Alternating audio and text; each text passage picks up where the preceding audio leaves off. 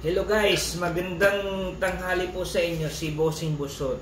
By the way, ipapakita ko po yung luma na kung bakit nagpapalit po tayo ng shock absorber guys. Ang tendency kung bakit nagpapalit po tayo ng shock absorber mga guys, ito po yun. Kapag sira po yung kwan guys, yung shock absorber natin, paano natin malaman kung sira na po yung shock absorber natin? Malalaman nyo yan guys kapag diiniin nyo ng ganon, tapos hindi siya umakyat, hindi siya tutaas na ganon, ibig sabihin sira na po yan guys.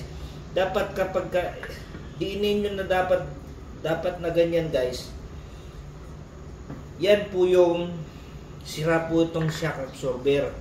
Yan guys, diniin ko yan na hindi na bumalik, ibig sabihin sira na yan. Dapat kapag diniin nyo dapat na ganyan guys, yan, tataas na ganyan, dapat automatic sana magbabaws na ganun guys. Itong shock absorber sira na po yan.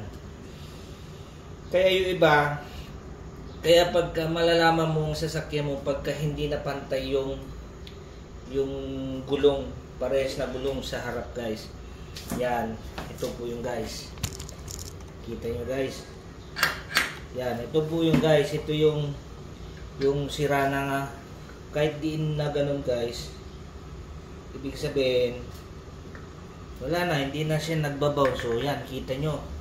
Ibig sabihin sira na yan guys. Yan yung kailangan natin palitan. Yan po yan. Nalaman nyo po yung sira. Kasi pagka diniin nyo na ganun, dapat babalik agad sana, natataas yan. Pero hindi dahan-dahan, ibig sabihin sira na po yan. Kaya yan po yung malalaman yung sira na yung shock. Yan po yan guys. Yan, nakapagbigay na naman po ako sa inyo ng yan. Ayan, thank you.